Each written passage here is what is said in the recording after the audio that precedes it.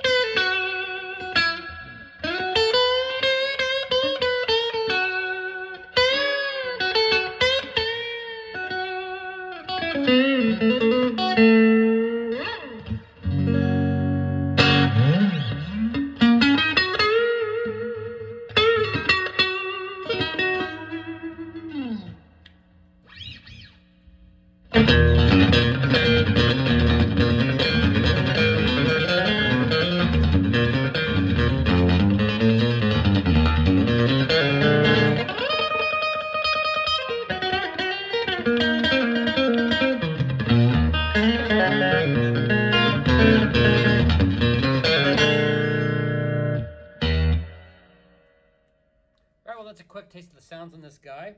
Maybe we'll play a little more in a bit. Let's just talk a little about this guitar. In the early 80s, Fender began the vintage reissue series. Now, why did they do that? Well, a number of changes had taken place to the Stratocaster over the years, especially in the 1970s. It wasn't so bad at the beginning. When CBS took over, you see slightly larger headstocks. Mostly everything else is the same.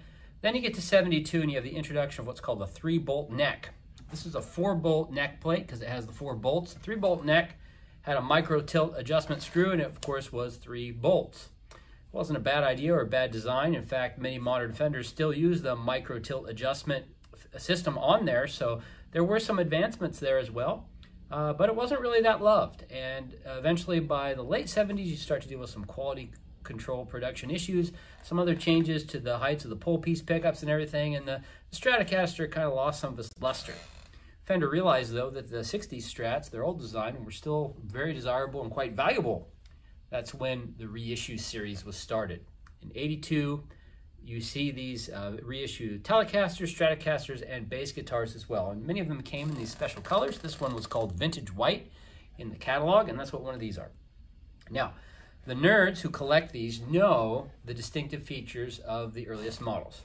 And basically, it goes something like this. The earliest reissues have what's called the gray bottom pickups. They're gray bottom because of the color of the bobbins on the bottom of the pickups. They're gray, just like the other Strats that were made during the time period. And they're date stamped 82, but they do have, as you can see there, the staggered pole piece pickup magnet heights. So the other ones would have been flat. So these are extremely prized pickups because they're so rare. First the gray bottoms, then you have the red bottom pickups. They used a different color for a while, and then finally they settle into the black bottoms. The overwhelming majority of these reissue guitars have the black bottoms.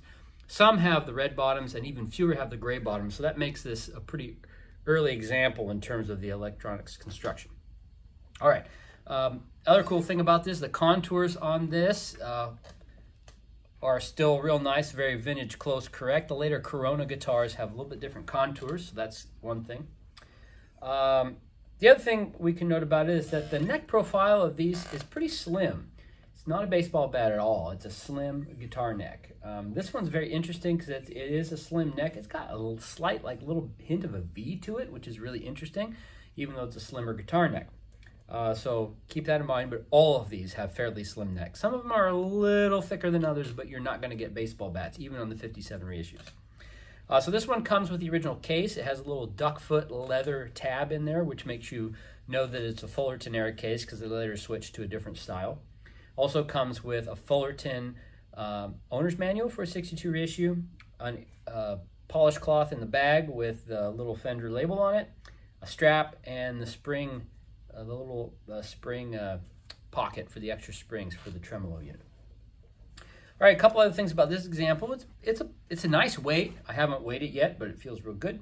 Low serial number. If you look on there, this is in the 2000s, so it's 02264. So it's very, very low They didn't use the plate sequentially, but generally they correspond to it. The neck date is January of 1983.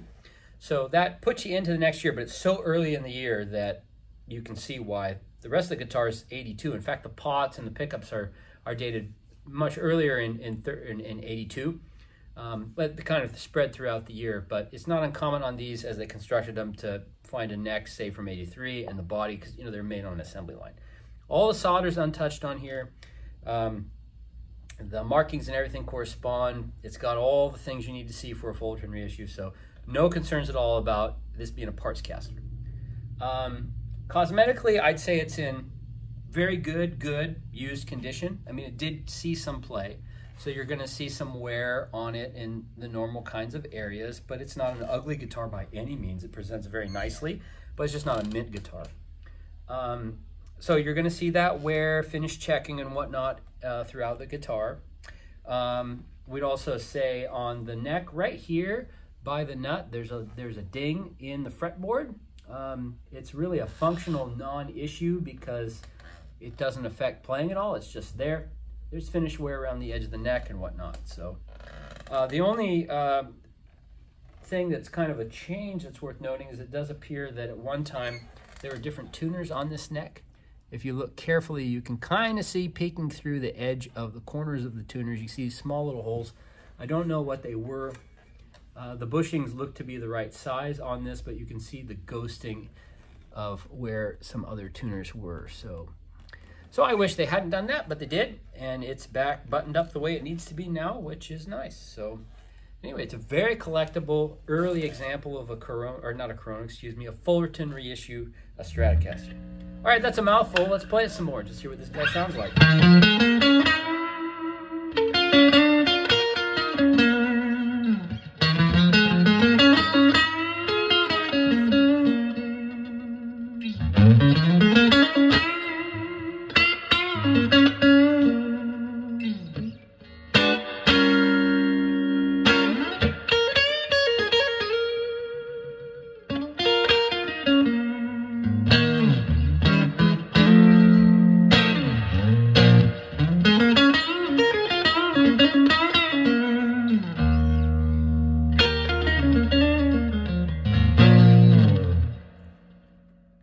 Well, we'll spare you any more of my playing. This is an early 1980s Fullerton reissue, gray bottom, vintage white Stratocaster.